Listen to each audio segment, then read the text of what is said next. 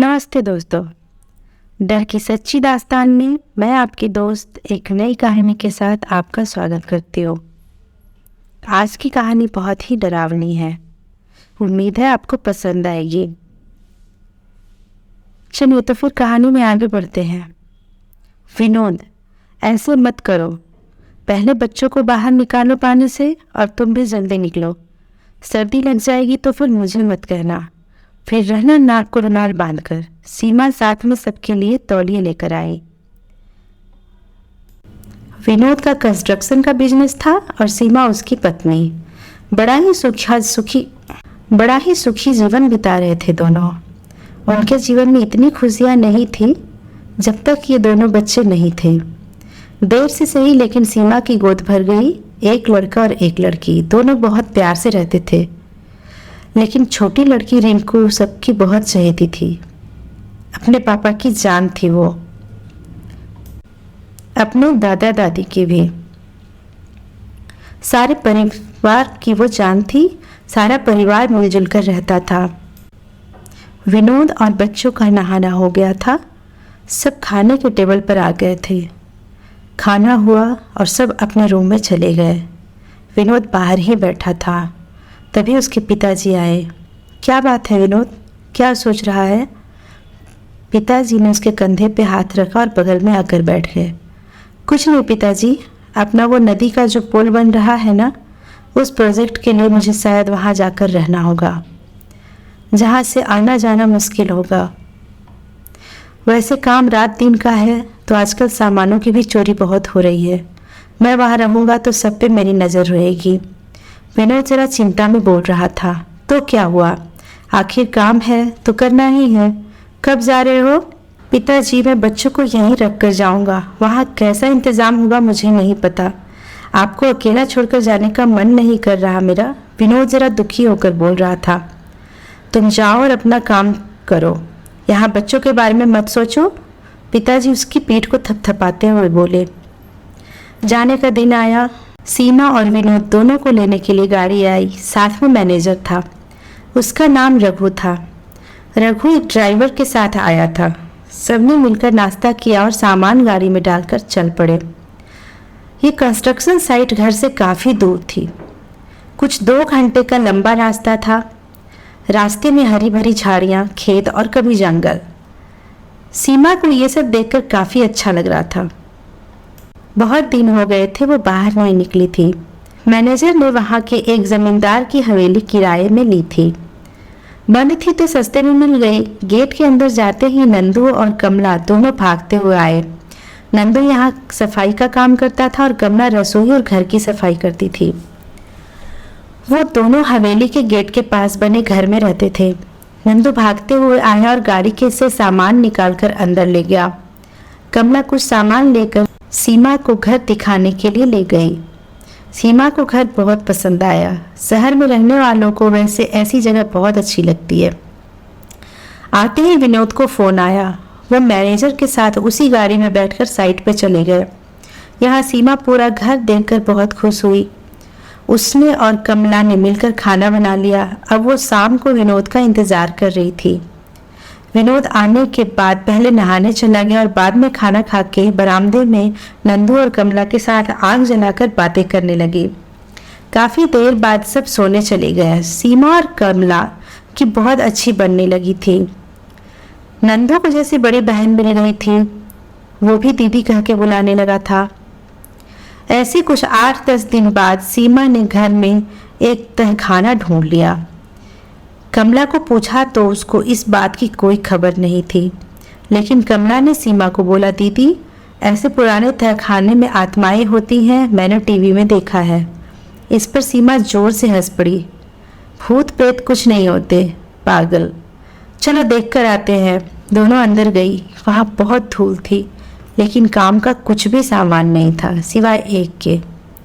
एक कंगन मिला था पुराने ज़माने का। सीमा को बहुत पसंद आया। वो यहाँ के ज़मींदार के बहू का था, ऐसा कमला ने कहा।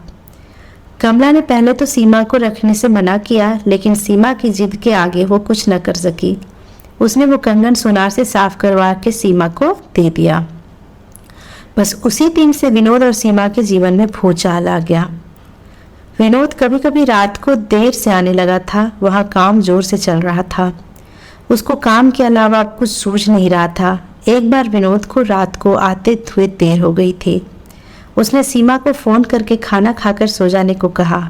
वो अब घर आया तो रात के कुछ 12 साढ़े 12 बज चुके थे। नंदू ने गेट खोला और वो जाकर सो गया। घर के अंदर जाते ही विनोद को अपने बाथरूम में से चूड़ियों की आवाज़ आने लगी।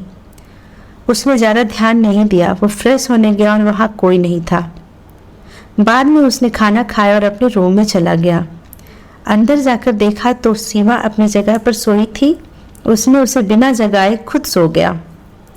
लेकिन अचानक उसकी नींद खुली। उसको दर्द से चिल्लाने और रोने की आवाज़ आ रही थी। उसने आँख खोली तो सीमा बेड पे नहीं थी। आवाज़ बाथरूम से आ रही थी। देखा कि सीमा वहाँ नीचे गिरी पड़ी है, दर्द से चिल्ला रही है। विनोद ने उसको उठाकर बेड पर रखा। वो एक हाथ में वही पुराना सा कंगन पहने थी। विनोद को ज़रा अजीब लगा। सीमा कहीं कंगन नहीं पहनती थी, इसलिए विनोद ने पूछा, सीमा तुम ठीक हो? डॉक्टर के पास चलना है क्या? सीमा ने ना कहते हुए अपना मन काम में लगाया। दूसरे दिन गांव में बाजार लगता था। विनोद ने कहा, कमला दीदी को बाजार लेकर जाना, उनका मन भी बना रहेगा और तुम्हें भी कुछ चाहिए हो तो दीदी से मांग लेना, वो तुम्हें खरीद कर दे देगी। कमला ने हंसते हुए हाँ कहा। विनोद अपने काम पे चला गया, लेकिन उसको सीमा का मूड थोड़ा अलग लग रहा था। साइट पे जाकर भी उसका मन काम में नहीं लग रहा था। वो एक जगह बैठकर सोचने लगा कि वो रात को मुझे वहम हुआ था या वो सच था। इधर सीमा तैयारी करके कमला के साथ बाजार चली गई। विनोद ने ऑफिस की गाड़ी भेजी थी। नंदू को घर की रखवाली के लिए रखकर गई थी। सीमा ने गांव का बाजार देखा नहीं था। उसने ढेर सारा सामान खरीदा। कमला के लिए चूड़ी और कुछ कपड़े खरीदे। दोनों ने मिलकर भुनी हुई मूंगफली हाथ में ली और अपनी गाड़ी के लिए इंतजार करने लगे।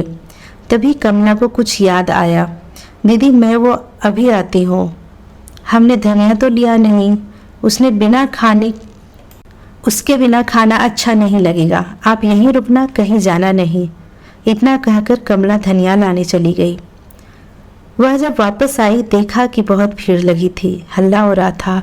कुछ औरतें जमा होकर जोर से चिल्ला रही थी, कैसी डाइन है ये, मेरी बच्ची चुरा रही थी, मारो इसको। कमला को सीमा कहीं दिख नहीं रही थी। वो पास में जाकर देखने लगी। उस औरत के बाल खुले हुए थे, धूल मिट्टी से कपड़े भी गंदे हो गए थे। अब चेहरा सामने आया तो, हे भगवान, दीदी आप! अरे मत मारो इनको, ये हमारी दीदी है, बहुत बड़े घर की है, दूर हो जाओ।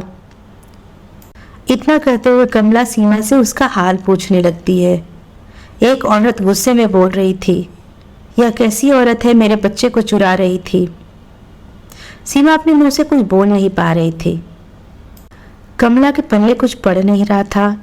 उनकी गाड़ी आई और वो दोनों वहाँ से घर को वापस चले आए। कमला ने ये बात किसी को नहीं बताई। शाम होते हुए सीमा को बहुत बुखार हुआ, लेकिन वो घर में ही रुकी रही। नंदू ने डॉक्टर बुला लाया। उसने दवाई दी और चला गया। विनोद आज जल्दी आया, साथ में खाना भी लेकर आया था। सीमा बिल्कुल ठीक थी अब, लेकिन रात को आज भी जब विनोद को दर्द भरी चीखें और चूड़ियों की आवाज़ आई तो उसने मुड़कर देखा। आज भी सीमा बेड पर नहीं थी। सीमा बाथरूम में थी। लेकिन जब विनोद उसको लेने गया तो सीमा ने एकदम डरावनी आवाज़ में पलटकर जवाब दिया, दूर हो जा, अगर मेरी बच्ची को हाथ लगाया तो तेरा खून पी जाऊंगी। उसका ऐसा रूप देखकर विनोद को एकदम से डर लगा। उसको अपनी आंखों पर विश्वास नहीं हो रहा था। उसने चीखना चालू किया। चीखते हुए उसने जल्दी से नंदू को आवाज़ दी। नंदू और कमला भागते हुए आए।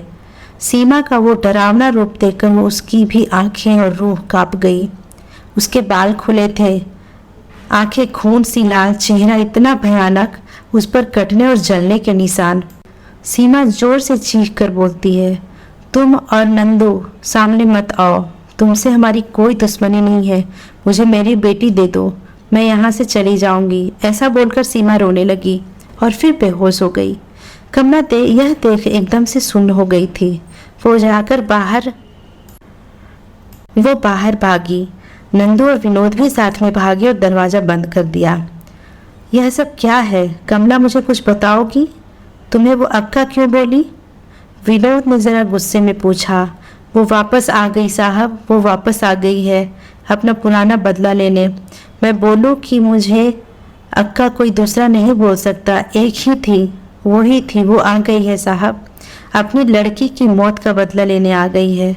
वो अब किसी को नहीं छोड़ेगी। कल बाजार में भी दीदी कह रही थी कि मेरी बच्ची मुझे दे दो। ऐसा कहकर कमला रोने लगी। नंदू कमला के पास जाकर बैठ जाता है। विनोद तो पूरा पागल हो चुका था।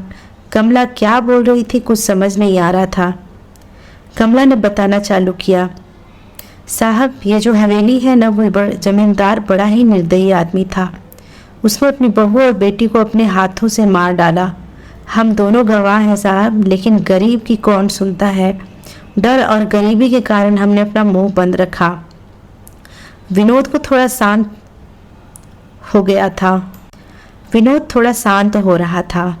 कमला आगे बता रही थी। उस जमींदार का एक लड़का था, रौनक नाम का। साहब, नाम जैसा उसका स्वभाव था, अपने पिता से और माँ से अलग। जहाँ माँ बाप गरीबों से दूर करते वह उनके साथ उठता बैठता था। उसका ये स्वभाव घर वालों को बिल्कुल नहीं भाता था। रौनक को शांति पसंद थी। जो एक मजदूर की लड़की थी वो शादी करना चाहता था। घर वालों के खिलाफ जाकर उसने शांति से शादी कर ली, लेकिन उसके घर वालों ने लोगों के सामने तो यह सह लिया, लेकिन उस बेचारी पर बहुत जुल्म किए। विनोद ने बीच में कहा, लेकिन इसमें मेरी सीमा की क्या गलती? उसके साथ ये सब क्यों? विनोद बड़ा हैरान था। कमला आगे बताने लगी। हाँ साहब, इसमें सीमा दीदी की कोई गलती नहीं है, लेकिन अब वो शांति की आत्मा वापस आ गई है अपना बदला पूरा करने। उस शांति की एक लड़की हुई थी, बेचारी सारी तकलीफ़ें सहती, लेकिन कभी घर की बात बाहर जाने नहीं दी। रौनक को ये बातें सब पता थी। उसने अपने माँ बाप को समझाने की बहुत कोशिश की, लेकिन कोई फ़ायदा नहीं हुआ। और एक दिन हाथापाई में शांति की लड़की बहुत जख्मी हुई। डॉक्टर न मिलने से बेचारी बच नहीं पाई। साहब, बच्चे का दर्द क्या होता है हमसे पूछो। हमको बच्चा नहीं है, आप नहीं समझोगे। इतना बोलकर कमला रोने लगी। खुद को संभालकर वो आगे बोलने लगी। अपना बच्चा सामने दम तोड़ दे तो कैसा लगता है साहब। शांति पागल सी हो गई। लेकिन उस जमींदार ने बच्ची की लाश को अपना जहाँ बाथरूम है ना, वहाँ ज़मीन में गाड़ दिया। शांति ये सब सह नहीं पाई और बेचारी तड़प कर मर गई। कहते हैं ना साहब, जो तड़प कर मरते हैं उनकी रूह भटकती रहती है। रौनक ये सबसे अभी भी बाहर नहीं आ पाया है। वो पागल हो चुका है। उसको एक खोली में बंद रखता है। वो जमींदार बहुत प्यार करता था रौनक अपनी शांति से और बच्ची से।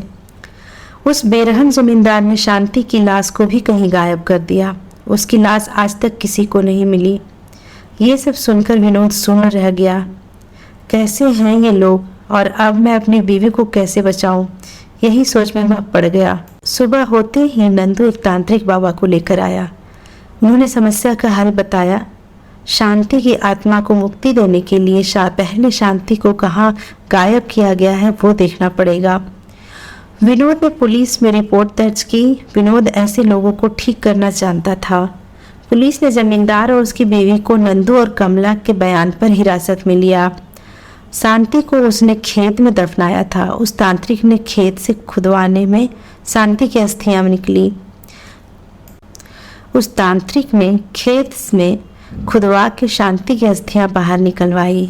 बाद में हवेली में जाकर बाथरूम में खुदाई करवाई। शांति और उसकी बच्ची की अस्थियां साथ में अग्नि के हवाले किया। उन दोनों को मुक्ति मिल चुकी थी। इधर सीमा कमरे में बंद थी। उसको धीरे धीरे होश आ रहा था। शांति की रूह अब सीमा को छोड़ चुकी थी। इस तरह से शांति और उसकी बच्ची की कहानी पूरी होती है। अगर ये कहानी अच्छी लगी तो लाइक कर कमेंट कर बताएं। धन्यवाद।